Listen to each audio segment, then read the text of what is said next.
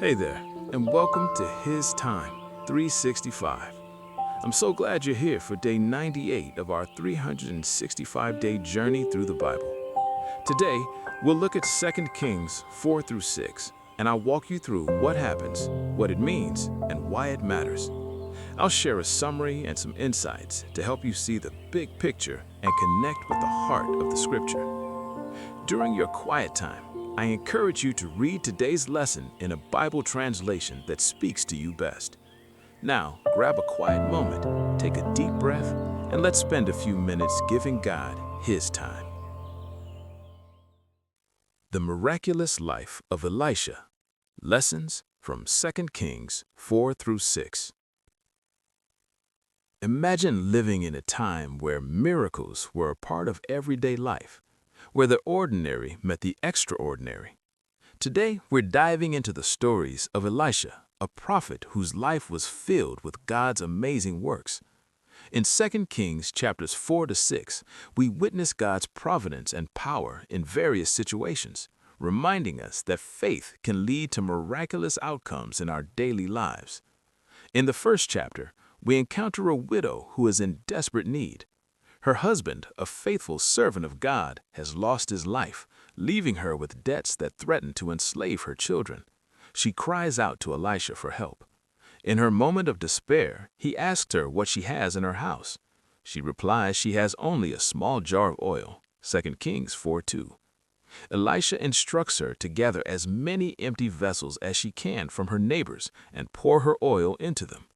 Miraculously, the oil continues to flow until there are no more vessels left. This act not only pays off her debts, but provides for her family, showing us how God can provide abundantly when we feel we have nothing. Next, we see Elisha visiting a wealthy woman in Shunem. She recognizes him as a man of God and insists he stay for a meal whenever he passes by. Eventually, she and her husband decide to build a room for him, offering him a place to rest. Elisha, grateful for their kindness, wants to repay them.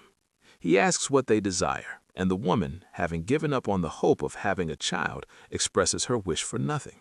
However, Elisha prophesies that she will bear a son within a year, 2 Kings 4:16.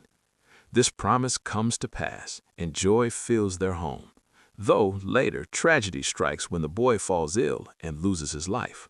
The mother, refusing to accept this loss, goes to find Elisha, who promptly returns with her to bring the boy back to life. 2 Kings 4:35. This powerful story illustrates how hope can be rekindled even in the darkest moments. We also learn about the miracle of the stew that was unsafe to eat. Elisha's followers are out gathering herbs to prepare a meal when one of them mistakenly picks a wild plant that turns out to be toxic. When they taste the stew, they cry out, "There is danger in the pot." 2 Kings 4:40. Elisha, undeterred by the situation, adds flour to the pot, and the stew becomes safe to eat. This story reminds us that even in our mistakes or the chaotic moments of life, God can bring restoration and healing. In another remarkable moment, we see God's provision when Elisha helps a group of prophets who are in need for a place to stay. They decide to build a larger dwelling by the Jordan River. While they are working, one of them loses an iron axe head in the water, and he is distraught because it was borrowed. 2 Kings 6:5. Elisha quickly asks where it fell in and performs a miracle, causing the axe head to float to the surface. 2 Kings 6:6-7. This story is a gentle nudge for us to remember that God cares about our worries, no matter how small they may seem. Finally, we witness Elisha's encounters with the king of Syria, who is intent on capturing him. God reveals the plans of the enemy to Elisha, who warns the king of Israel, saving him from ambushes. The king of Syria grows frustrated, thinking there must be a traitor among his ranks. A servant informs him that it's Elisha who reveals his secrets. The king sends an army to capture Elisha.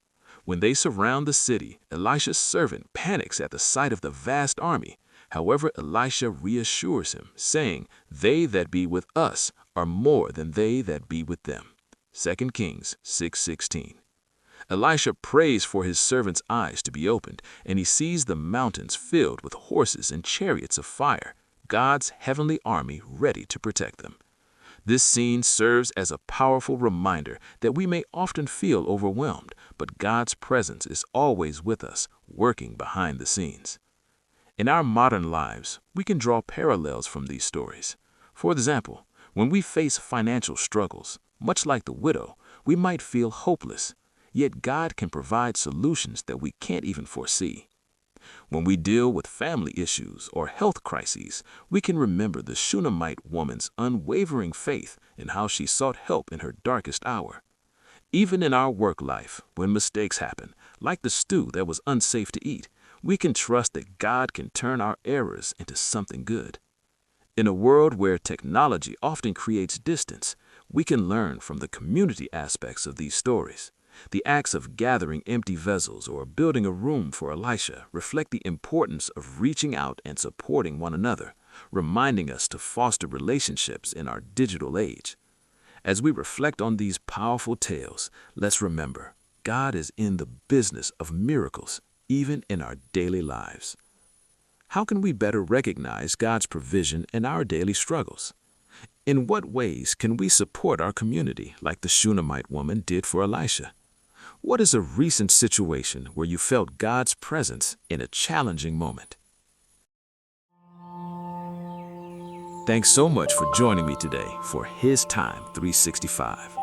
Remember, today's reading is 2 Kings 4 through 6, so be sure to spend some time with those verses during your quiet time. Tomorrow, we'll be diving into 2 Kings chapter 7 through 9, so feel free to read ahead if you'd like to prepare. If you enjoyed this time together, don't forget to like, subscribe, and tap the bell so that you never miss a day on this journey. I'll see you back here tomorrow for day 99. Until then, stay encouraged and thank you for giving God His time.